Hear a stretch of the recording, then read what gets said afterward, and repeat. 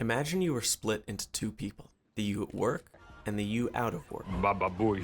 You know that the other you exists, but you don't know what they do, who they know, or who they really are. I keep saying they because I don't think it's still really you, at least not in the way we might imagine. That's the gist of Severance, and as I'm sure it did to many other viewers, it left me feeling quite unsettled. But why is it so unsettling? Apart from a very well done sense of constant uncomfortability thanks to the directing of Ben Stiller? Yes, that Ben Stiller. There's a few main aspects of Severance that justifiably give us the heebie-jeebies. Ignorance isn't bliss, corporation control, and what determines who we actually are. For workers on the inside of Lumen, they have no idea what their life on the outside is like. They have zero clue what or who they're actually working for. The whole reason Mark S. actually gets severed in the first place is to forget his life and what he lost for 8 hours a day. So in his mind, at least initially, ignorance was bliss. But by talking to other co-workers, notably Heli R, he begins to see the problem with that. He essentially erased a third of himself. A huge chunk of his day that's missing, and that missing piece is just working. It's basically slavery for the innies, aka the version of you that's working constantly. This version of you also never signed up for this. You wake up and work 8 hours, then do it all again, and you didn't even have a choice. We can see the difference between the versions of Outie versus Innie through Hallie. Her Innie tried to resign, only for her Outie to refuse. She said that she was the person, not the version of her whose sole purpose is to work. There's even a woman who specifically gets severed to deal with pregnancy. On paper, sure, it's a great idea. I can go through my entire birth without experiencing the pain and trauma. Perfect.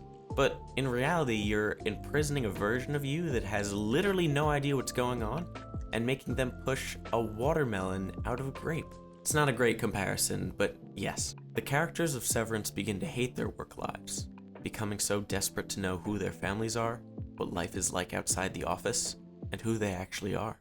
Maybe it would be good to keep our home life and our work life separate.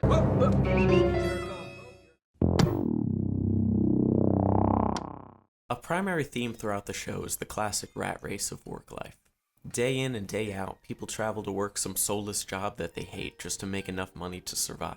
Millions of people around the world despise this daily chore, and it's because of this rat race that these people volunteer to completely separate their work life. The reason this kind of freaks me the f*** out is because given how many people in the world hate their jobs, what if this was real? Think about it. You hate your job, so you opt into a program that essentially erases it from your consciousness? Maybe I'm wrong, but I feel like millions of people would sign up for that. Now, there's a few problems with this, obviously. Number one, it's immoral for the innie, as we've already discussed, since their life is essentially just work without any of life's rewards. But two, corporations, especially powerful ones with a lot of influence, say Apple, could end up making the innie do whatever they want, and you'd never know. I kind of imagine it like the brain-controlling helmets from SpongeBob, but I don't think that's a great comparison. But if now evil Apple decided to have your innie harvest organs or something like that, the world would never know. In Severance, it's mentioned that Devon has to be careful who she leaks the info to, because Lumen has their hands in many pockets. This is true in the real world too. Huge corporations influence politics and control what gets out all the time. So the idea that you could commit atrocities without ever really knowing would be entirely possible. Yeah, it's gonna keep me up at night. Maybe he dreams every day about clawing his way to the surface. But you wouldn't know. You'll never know. Nature versus nurture is one of psychology's favorite topics. The notion that who people are is dependent on their environment, versus they're simply born a certain way, has been up for debate for years.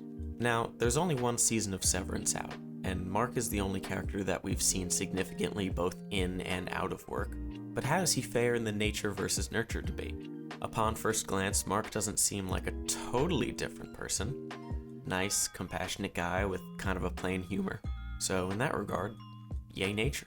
It's interesting though, because obviously he's not born, but in a sense placed as an adult into a blank slate with only his nature. That being said though, PD tells him that his innie carries the weight of his wife's death with him, even in there. This shows us that although Mark has totally different environments, their subconsciousness still bears the same pains. In terms of the nurture aspect, it may be hard to analyze since we obviously can't see them directly together to be compared, but the key to understanding this area can be found with Hallie. She's revealed to be an Egan, aka the grand family that controls Lumen, and actually volunteered to get severed. She, at least in some way, is an advocate for the procedure, in which her Innie profoundly disapproves of. I mean, her Innie literally tried to hang herself in the elevator and her outie said, "No, you're fine, go back in." So yeah, maybe they aren't exactly the same person. I am a person. You are not. Hallie's story revealed to me more about perspective though, that without truly experiencing being the Innie, she couldn't possibly know what it's like. I think most rational people would imagine that it would be hell for the part of you that's essentially becoming a slave, but outie Hallie obviously doesn't think like that. But she's still Hallie. That's the crazy part. The fact that literally the same person can have entirely different viewpoints based on separate experiences is kind of nuts. Especially when, again, she knows her Innie hates it. Like, that's some next level denial or brainwashing. All of this is to say that if people started to get severed in real life, it would get wild. Well, that's interesting. You know why? Why? Because Bye, bye, little Sebastian. Bow now.